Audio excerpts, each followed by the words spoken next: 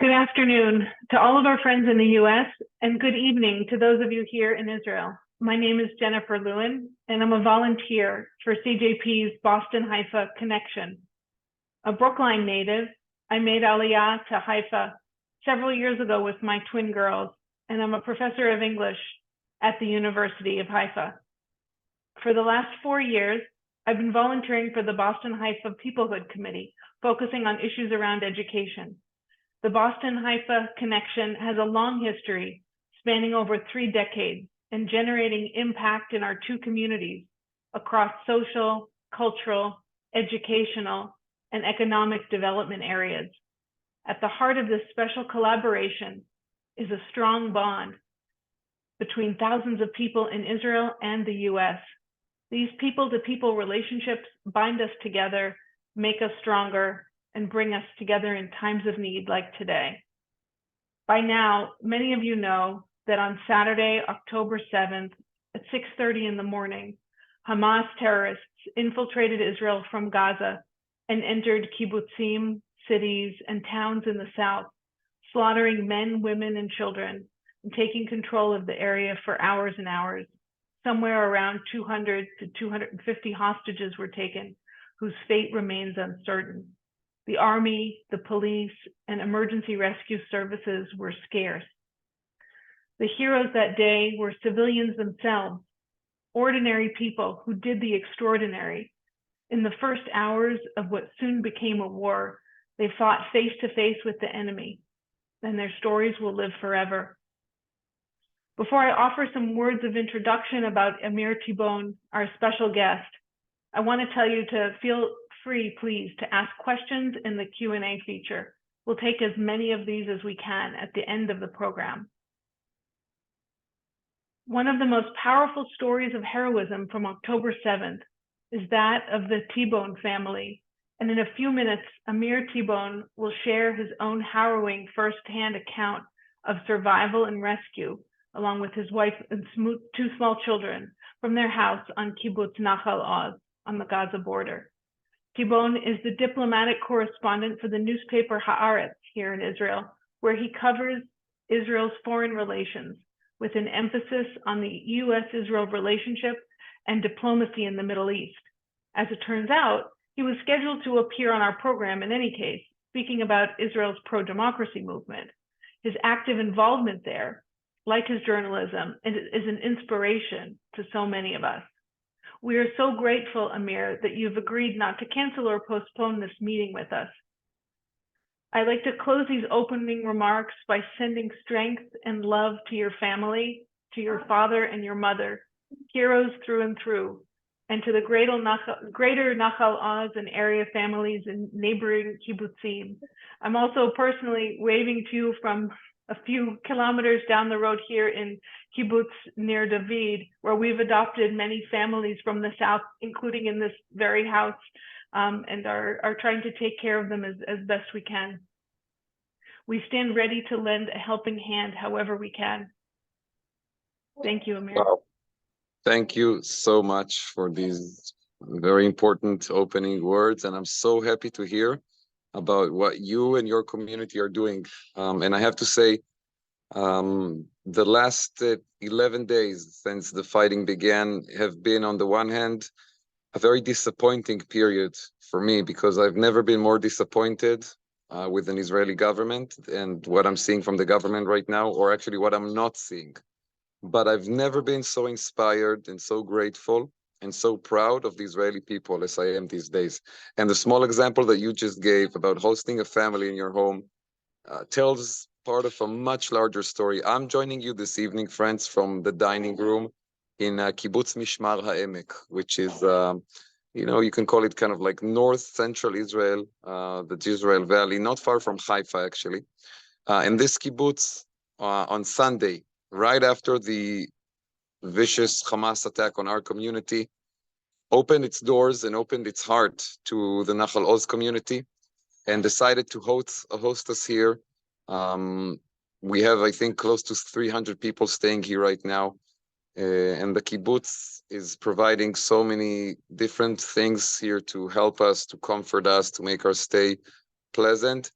We are still refugees. That must be said. Right now, my wife and my two young daughters and I were sharing a room, sleeping on mattresses on the floor, basically. And I have to say, and this is really, really interesting, residents of the Gaza border communities that have been affected by this terror attack have been flooded in recent days.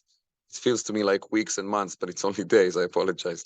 But we've been flooded with suggestions to go to some of the best hotels in Israel and get rooms for free, and villas, in Herzliya Pituach, in the most expensive neighborhoods. And most people don't want that. What most people want, at least in my community, Nachal Oz and other kibbutzim, is to be with the community right now. And people are choosing to sleep on mattresses on the floor instead of going to some posh, resort style place, because they want to be with their friends, and they want their children to play with their friends, and they want to feel the strength of the community at this great time of crisis, and maybe to try to heal each other, and get strong through our shared connection. And I think that says something really interesting, even on a broader level than our current moment, about the importance of community in this world, and what it means to people and how it can help them cope with very, very difficult situations. The story of what happened in Nachal Oz, I have to say, I've told it so many times in the last few days. Maybe some of you saw my family on 60 Minutes earlier this week. And every time I tell it, I still feel the horror, and the fear, just as if it happened 10 minutes ago. For my family, this story began, in a way, 9 years ago. 9 years ago, there was Operation Protective Edge, a war that Israel waged against Hamas in the Gaza Strip. And during that period, I was working as a diplomatic correspondent, and I went down a lot to the border area to cover the events. I spent a lot of time specifically in Nachal Oz, which is the closest community in Israel to Gaza. And I really fell in love with the place. I met incredible people, very resilient, very determined, very ideological, committed to the idea that we have to protect the borders of the state of Israel. And that if we will not be there, then the challenges and the dangers that we are facing will come to the next line, to the second line from the border, and spread more into the country. After that war was over, my wife and I, at the time we were living in Tel Aviv, we made a decision that we want to move to one of the Gaza border communities. And we specifically chose Nachal Oz because it's the closest, because it went through a very difficult period after that war in 2014. We chose to make our home there. I think we were the first couple that moved into the kibbutz right after the war. We came there, I think, you can say, for a mixture of adventurism, Zionism, and the fact that we were young, and we had no children yet, and we could allow ourselves to do something like this. We stayed for different reasons. We stayed because we found a very loving and warm and embracing community. And we made friends that no matter what happens to us, and right now there's a lot of uncertainty about the future. We don't really know when we will be able to come home. We don't know if we will be able to come home and if we will want to. But we made friends that will remain with us for the entirety of our lives. And Nachal Oz became our home. Nachal Oz is a symbol in Israel. It's a community that has existed on the border with Gaza since the early 1950s. There were a lot of dramatic historic events in this kibbutz over the years. I'm not going to run through all of them. But it really is a symbol in Israel of determination, of holding the line. And for us, it was a symbol of something different. It was a symbol of home and community and belonging. We got married in the kibbutz in the summer of 2016, a small Israeli wedding with about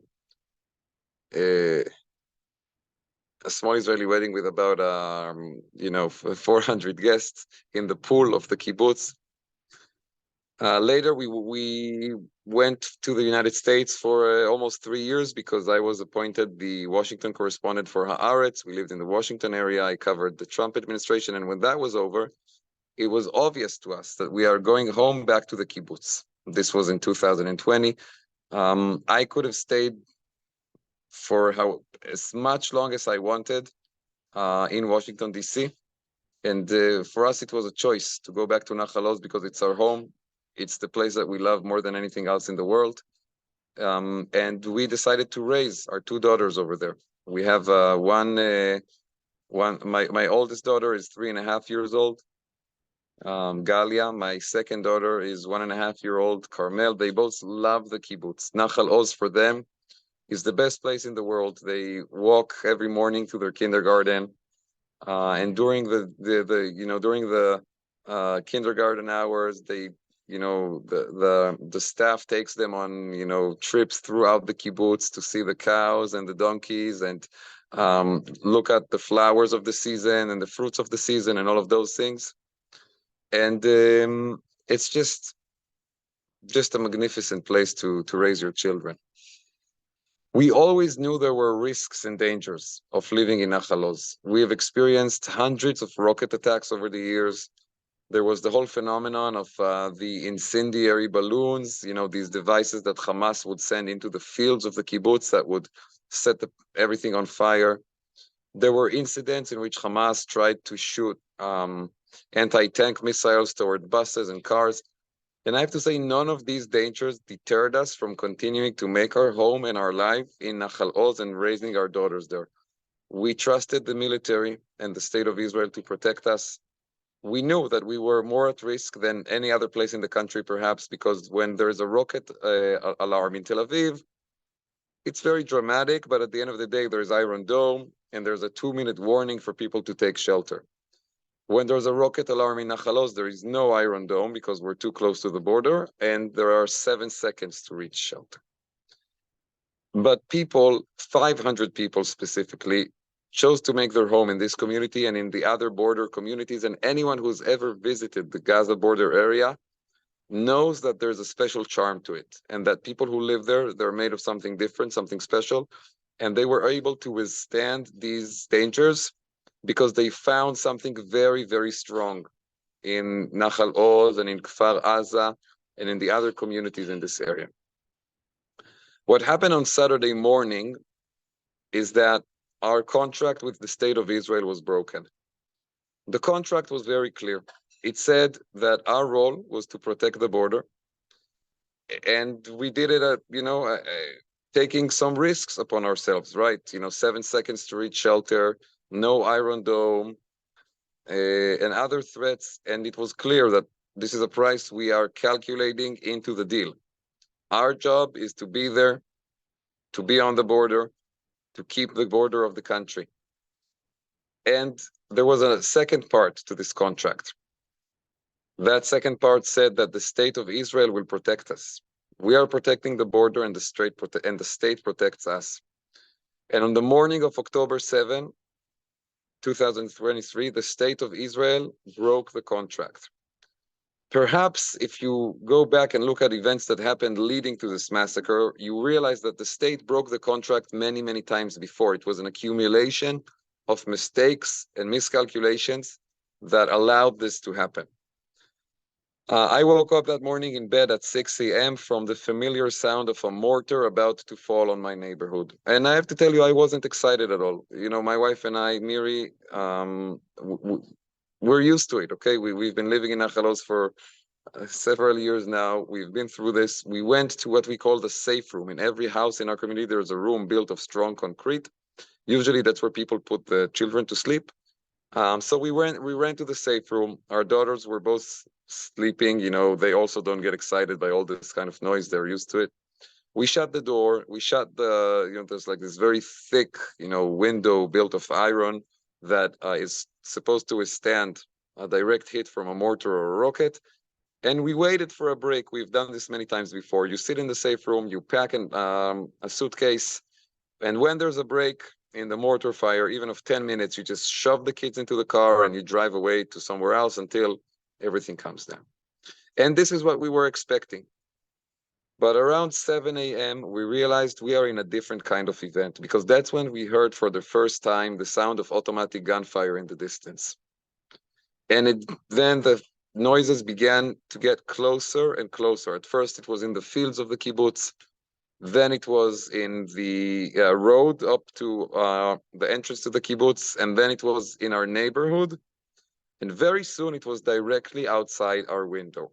Directly outside our window, there were 5 Hamas terrorists armed from, top to bottom. And they were there to kill us. They came there to try to kill us and our neighbors.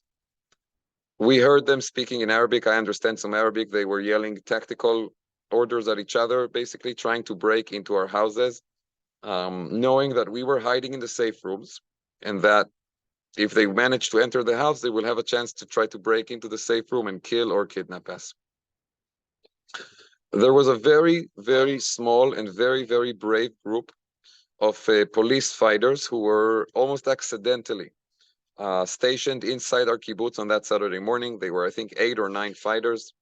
And they joined forces with a very, very small group and very, very brave group of residents who had guns in their homes. And they began a firefight with the terrorists, but it was a bit like the stories about Israel in 1948, when we used to say, Me'atim mul rabim, the few versus the many. We're talking here about 12 or 13 armed men facing an army of more than 100 terrorists who entered our kibbutz. They fought courageously and they managed to kill many terrorists, but the terrorists also managed to get their way because there just wasn't enough of a force there to stop them. They entered homes, they murdered people, they wounded people, they kidnapped people. We're talking right now in Nachal Oz about more than 13 people who were murdered and 10 or more people who are missing, presumably kidnapped in Gaza, and many people who were wounded. And I have to say, these are horrifying numbers for a community of 500 people to lose more than 20 to death or hostage taking. And I have to say, as horrifying as that is, we are lucky. We are lucky because the communities next to us, Be'eri and Kfar Aza, suffered a much more terrible fate. We're talking about more than 100 people who were killed in Be'eri. I believe in Kfar Aza, the numbers are, we're in the high dozens, and I don't know where it will end. Very difficult times. We were locked in our safe room. Very soon the electricity fell out. There was no light. There was no food. My brave wife had she was smart enough to bring water into the safe room. So at least we had water for us and the 2 girls who were beginning to wake up for their day. And they're in a dark room and they're asking to go out and play. It's a Saturday morning. And we tell them, we can't open the door. We can't open the window. It's dangerous outside. We have to stay here in the dark and wait. Without games, without food. And we're asking them something that is really against every cell of their nature. We're asking them to be quiet about it, not to complain, not to cry. I have to say, our daughters, to me, they were the biggest heroes of the day. Our 2 daughters and many, many other children in Kibbutz Nachal Oz that day listened to their parents and stayed silent and did not cry and did not make any noises, just stayed there silently, waiting for someone to come and save them. I made 2 phone calls, one of them to my colleague Amos Harel, who's the military affairs correspondent of Haaretz. And I explained to him what was happening, and Amos told me, listen, this is not happening right now just in Nachal Oz. It's happening everywhere. It's happening in every community on the border. It's happening in several military bases. And that really helped me understand how dire the situation is. I understood that it will take a lot of time for someone to come because this was an all-out attack and it was happening at all places at the same time. And the fact that I had terrorists outside my window was, to me, the most important thing in the world. But militarily, there were terrorists in so many other places at the same time. I also called my father. My father is a retired military general, 60. He's over 60. My parents live in Tel Aviv. I told him, listen, there are terrorists outside the house. They're shooting into the house. They were shooting from our front porch through the window into the house.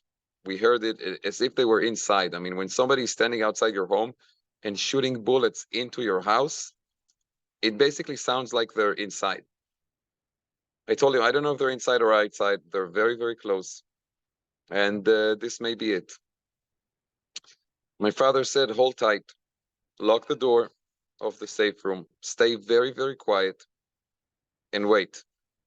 I'm coming to get you guys out of there. My parents embarked then on a crazy and unbelievable journey from Tel Aviv to the border area. They drove as fast as humanly possible. They passed through checkpoints. They arrived to the border area, and what happened there is that they saw a couple, young couple, actually very much the same age as my wife and I, running away toward the road, not clear from what. They stopped the car, they put them in. This couple were survivors from the massacre that happened at a party outside Kibbutz Re'im, which is very close to us. The Hamas people arrived at that party early in the morning and just started slaughtering people. They killed more than 200 people over there. This couple, very brave, also parents to young children. The children were not at the party, luckily. They got into their car. They managed to drive away. The car at some point had a malfunction. The terrorists were shooting a lot of bullets at the car, but they survived. They ran on foot. They hid in some patch of wood. They made a run for the road, and that's when they saw my parents. My parents put them in the car and took them to safety. After that, my parents continued. They arrived in a kibbutz called Kibbutz Mefalsim, which is not far from Nachal Oz, but a little further into Israel. It was a little more safe there. And over there, my father saw a group of soldiers who were waiting for orders. And this is a very tragic thing that happened throughout the day. Military forces, armed and ready to go, were waiting for orders from the command, not realizing that the terrorists had taken over the headquarters. And they just waited and waited while people in all the communities were so eager for help. My father told them, listen, I know of a specific neighborhood 10 minutes from here in Kibbutz Nachal Oz where there are terrorists walking from house to house, shooting and killing people. This is what they were doing. One of the soldiers said, I'm coming with you. They left my mom at a bomb shelter, and they started driving toward Nachal Oz in my father's car. My father had just a pistol. This soldier had military equipment. On the road to Nachal Oz, they saw an ambush ahead of them. A jeep belonging to the military was ambushed by Hamas fighters. There was a gunfire, a gun battle over there. My father and the other soldier got off and just joined the battle.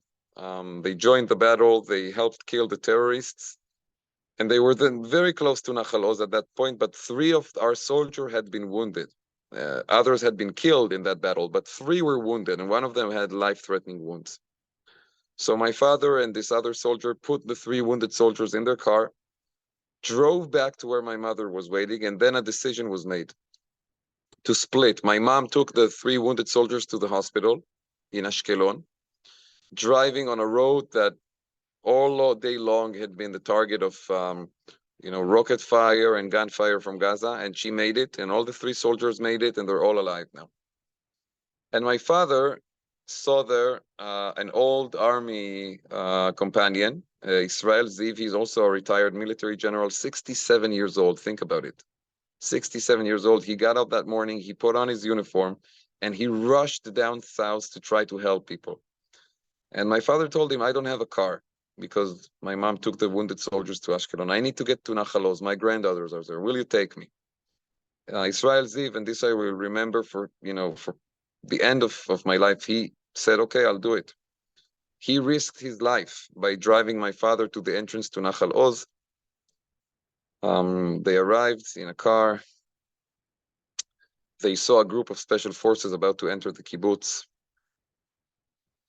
They split. Israel then drove to another kibbutz to try to help the fighting over there, and my father joined this group of special forces. They at the entrance to the kibbutz, they met with the very small group of defenders that had been fighting since the morning, really a heroic battle, but against all odds.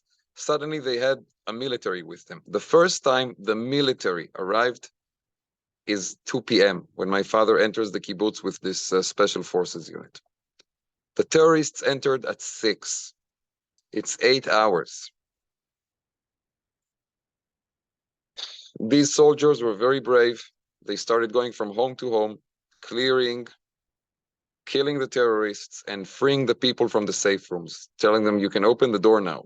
The IDF is here.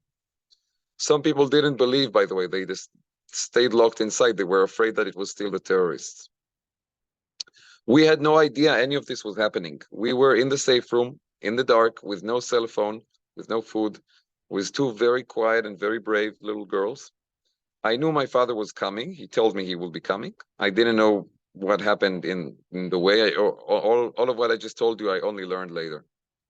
But around 2 p.m., we started hearing a lot of gunfire exchanges, and we realized there was a battle in the militaries here. And that's when we said, okay, we may make it. Maybe we'll be alive at the end of this day.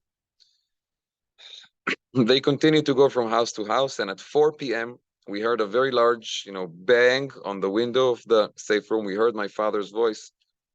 My daughter, Galia, 3.5 years old, she said, Saba egia, grandfather is here. We started crying for the first time that day. We opened the door. The soldiers came into our house. We hugged them. We gave them a lot of food. But everything we had, we just threw our food at them. We took the girls out. And then the soldiers turned our home into their front command. They left my father there with his gun, and they started bringing the neighbors over, because our home was considered safe. They started bringing over the neighbors, and on the one hand, it was a great moment of joy. We were alive. Our neighbors, most of them were alive. We could hug. But it was also a devastating moment, because with every family that walked in, we realized of more pain and more tragedy. My next door neighbor, who was the security coordinator of our community, Ilan Fiorentino, father of 3 beautiful girls, went out to fight that morning. On his way, he saw a 15-year-old teenager boy going out for a run, going out for a morning run at 6 a.m. And he just dragged this boy, just dragged him by the hand, took him to his own home, put him in safety with his wife and 3 daughters, turned around and went to fight. And he did not come back. He did not come back from the fight. At 11 p.m., we were evacuated from the kibbutz. We were taken eventually here to Mishmar HaEmek. And again, the generosity of the Mishmar HaEmek community is an inspiration. And we are so lucky to be here. But now we are beginning to digest what has happened to us and what has happened to our region. And we don't know what the future will hold. When people ask me about the war and what will happen and Hamas, what I tell everyone is the same answer. I don't care how many people, how many Hamas people we will kill in Gaza. This is not the question. The question that will determine who won and who lost the war is the following question. A year from today, will I be able to put my girls in the kindergarten in Nachal Oz and drive off to work in Tel Aviv with a quiet mind?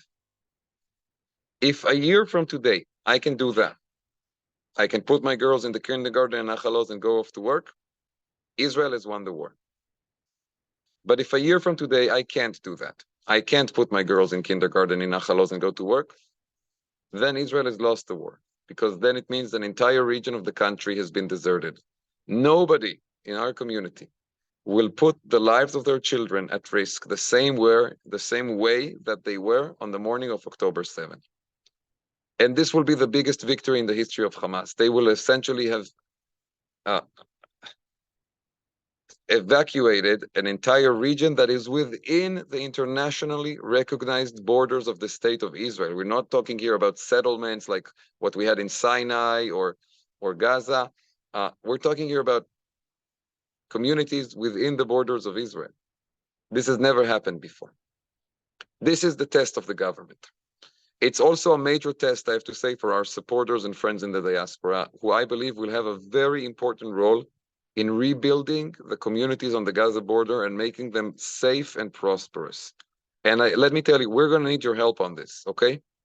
We're going to need your help for several reasons. First of all, because we don't trust our government. This is the most failed, corrupt, dysfunctional, miserable government in the history of the state of Israel. And after the war is over, we're going to march and take them down. The second reason we're going to need your help is that it's just going to be very, very expensive, and it's going to take a lot of time to rebuild the communities and to rebuild the trust of the people that it's okay to live there. And I believe this is going to be the most important Zionist challenge of the 21st century. The question of whether or not there will again be life on this border. If our communities will be able to go back, this will be the biggest Zionist challenge of the 21st century. Will we be able to rise from the ashes of this tragedy, of the biggest massacre of Jewish people in a way since the Holocaust ended? Or will we say, okay, this time we give in? We can't. We can't return. It's a very important question for the history of our people, and there are many ways to help and to make it happen. The most important thing I want to say, and I've been saying this in every conversation I have with the diaspora these days, is that people should give directly to the kibbutzim, to the communities that were affected, or if you want to give to the city of Sderot as well. Not to all kinds of middlemen and organizations, but directly to the communities, because nobody knows better than the different communities what they need in order to gain back the trust that life can be rebuilt on the border. People who deal with philanthropy probably have seen already there are different fundraisers for these communities and different ways to help. I can provide more detail later if people want to hear. But I think, again, diaspora Jewry is going to have a critical role in this Zionist mission of making it possible to live in that area again. Thanks for listening. And if people have questions now, I will be happy to answer them. Amir, toda rabba. First and foremost, the stories are heartbreaking and the heroism inspiring, but this is really, I just wanted to express my gratitude. My name is Noam Bentov. I'm the Associate Vice President for Israel and Global Jewry here at CJP. The first question we had on the chat was post the Itnatkut, the disengagement from Gaza in 2005, were there any incentives given by the government in settling the area and making sure that you guys move there? I would love the answer. Yeah, the government over the years gave all kinds of economic incentives and benefits for people to come and live in the Gaza border area. A much lower income tax rate, all kinds of other, tax incentives, cheaper, of course, cheaper housing is a big incentive because housing in Israel is so expensive. So our area, relatively, you could buy a larger house or apartment for less money. But the most important thing was always security. I mean, nobody goes to live in this kind of place just because it saves you some money, okay? If you don't believe that you will be safe at a reasonable level, I'm not expecting complete security, okay? We always knew that the mortars and the rockets were there to stay and that we will not have Iron Dome. We always knew that, and we still went to live there. But there has to be a certain level of reasonable security, because from a mortar or a rocket, you can have a safe room in your house. You can have a bomb shelter, bomb shelters spread throughout the kibbutz. You can build a kindergarten that is bomb-proof. We've done that, and other communities have done that. But there is no way to protect yourself from what happened to us on Saturday. And over the years, the military and the government made a series of devastating decisions. For example, when we moved to Nachal Oz right after the war of 2014, there was permanently a group of soldiers stationed inside the kibbutz, protecting the community. Okay, soldiers from combat units, not a big force, 20 soldiers. Imagine that they had been there on Saturday morning, these 20 soldiers, fighters. They may have saved lives in our community. Maybe they may have stopped the attack on Nachal Oz and freed other forces to go and help in Be'eri and Kfar Aza.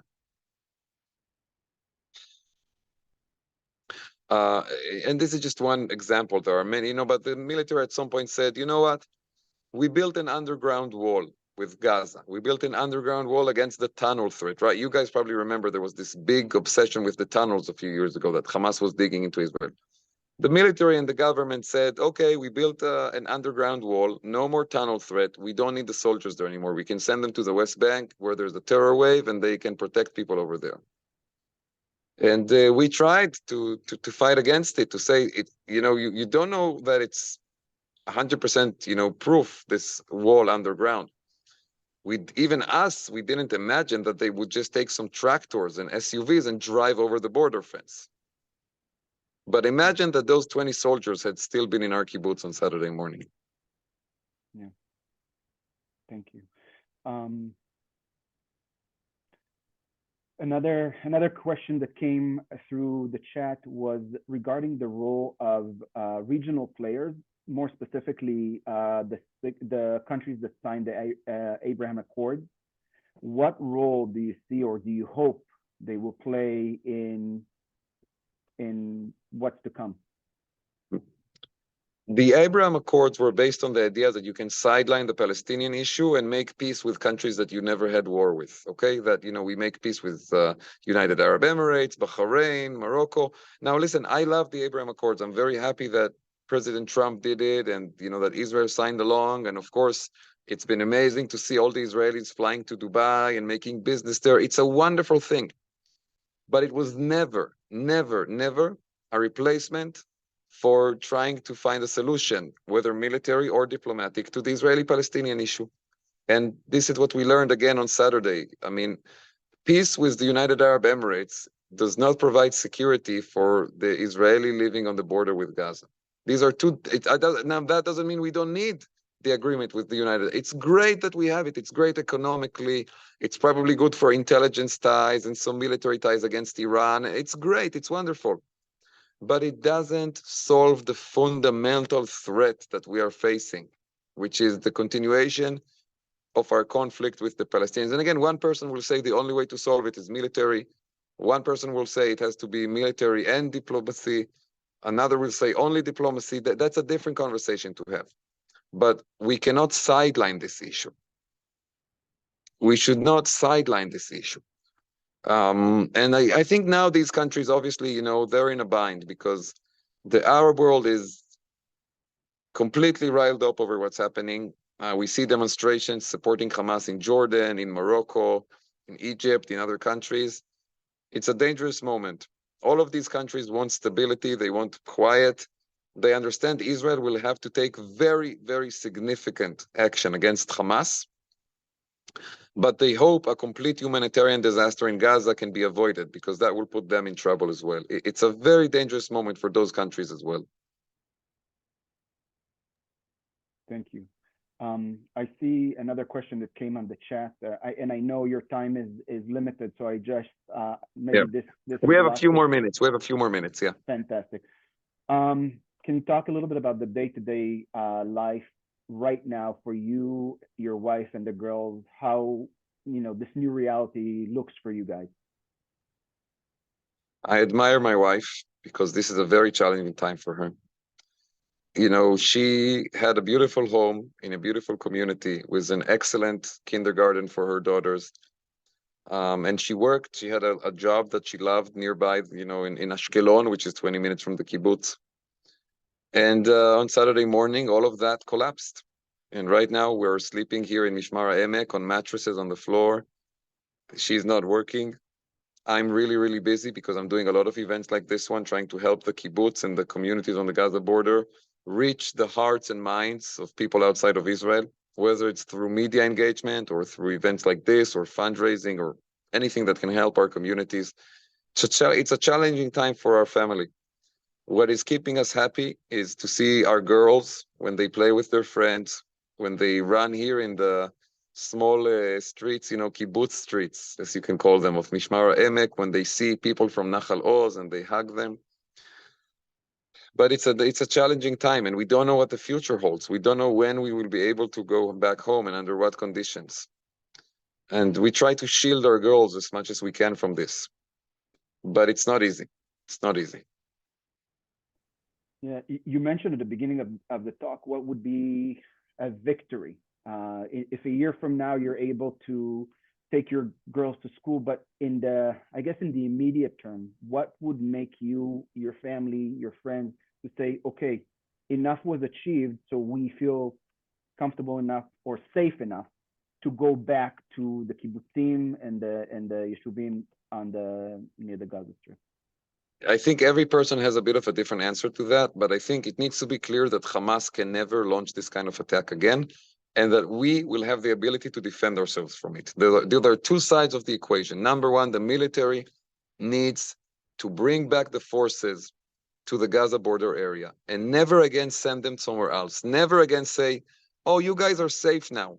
I'm sending this battalion to defend some illegal outposts in the West Bank. Never again. We need the military with us. That's something that's very important. And we need to have our access, not everyone, but certain members of the community need to have access to weapons. Okay, we used to have a small readiness team, we called them. Okay, these were trained people that had guns in their homes. They had, they had to lock them and they had to keep them safe and away from the reach of children or anyone else. And we're not a gun, loving community. We don't want everyone to have a gun in their home, but certain people need to have access to guns. And the military said, oh, there's the threat of stealing the guns by Bedouins, so we're going to take them away from you guys so they don't get stolen. We needed those guns on Saturday morning. Those are really two very concrete examples, but I think the bigger picture needs to be the threat, minimized. I don't want to say extinct, but minimized to the smallest possible level, and our security in a much, much stronger position, and a sense of commitment by the government and the military that we don't have right now. Thank you. I'm sorry, the questions that just keep pouring in, so I'll keep asking. I see, yeah. Please cut me off.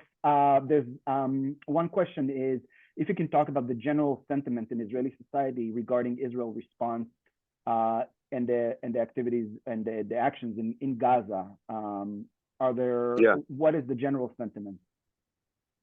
Overall, I think there's a wide consensus in the population that Israel needs to act, that Israel needs to extract a price from Hamas, destroy as much as we can of Hamas's abilities and, bring Hamas to the weakest point in its history. We need to really do that. There are two complicating factors here. Number one is the hostages. Okay, we have more than 200 people who were taken hostage and are now in Gaza, including members of my community. We want them to stay alive and we want them to be returned safely and soon to Israel. And I believe the only way to do that will be through diplomacy. We cannot kid ourselves that a military operation will bring back most of these people. And that's a challenge because on the one hand, we need to have a firm military response. And on the other hand, if we want the hostages back, we need to use the same methods that's been used in the past of negotiations. There's some proposal by Qatar to do a deal to, first of all, free the women and the children in exchange for Palestinian prisoners who are women in Israeli jails. I'm not against that. I think we need to do something. But I think this is going to be a long-term issue. We are going to have to really bring Hamas to almost complete extinction. I think there's a consensus around that in Israel. But again, the question of the hostages is a very difficult question. We've never dealt with something like this. 200 people, many of them civilians, including women and children, in the hands of Hamas, never happened to us before. We're in uncharted territory here. We're still trying to think what's the best thing we can do right now, because we want to free them, we want to save them, but we also want to bring Hamas to a place where it can never again launch such an attack. How do you combine those two things? Thank you. I think we have time for one last question. Yep. So I see here, you mentioned earlier direct support for the kibbutzim. How can people on this call right now help your community and other communities like yours, Kfar Aza, Re'im, Kisuf, all of them? How can they help directly? So after this call, I will send Judith, if you don't mind, a direct link for donations specifically to Nahal Oz. I believe there are other links like that for Be'eri and Kisuf and Kfar Aza, and you can spread them in the community. This is very important. These communities need help right now. And I think there needs to be there's an immediate issue. Okay, people want to give money right now, and I'm grateful for everyone who donates and supports. There needs to be a long-term strategic plan. of Jewish organizations in the US about this issue, because right now everybody wants to give, but we don't know when we will be able to go back home. And there needs to be, I think, tomorrow, the beginning of a strategic dialogue of how we create reserves to support the rebuilding of these communities. Again, this is going to be a huge challenge for us, and it's going to be a huge challenge for you. But we can't do it without you. We really, really can't. And that's something that is a little more long-term and processorial in nature, but it's also very important to do. Amir, toda rabba. I'm you. hopeful, and I pray for peaceful times and Amen. amen. We appreciate you being here. I know you might need to jump off momentarily. I do want to mention a few ways people can help here in the greater Boston community. So my colleague is going to put on these links in the chat. But 3 ways that people can help right now. First and foremost, stay informed. You can go on to jewishboston.com for news, resources, and upcoming events. Our hope is to host a number of these events in the coming weeks. The second, we have a Visit Our Volunteer to Help Israel page or sign up for opportunities. Again, this will be put in the chat as well. And the third, and possibly the most important, if you can donate to CJP's Israel Emergency Fund. Since we launched our Israel Emergency Fund on Saturday, October 7th, more than 4,000 gifts have been contributed. The generosity of our community has been outstanding, but so much more help is needed, as you just heard.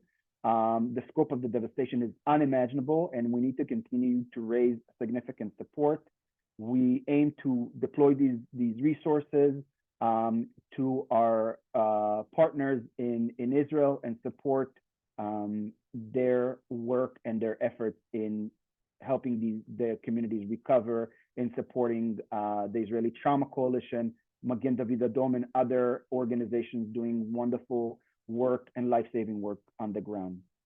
I want to thank you all for joining us today, and Am Yisrael Chai. Toda rabba.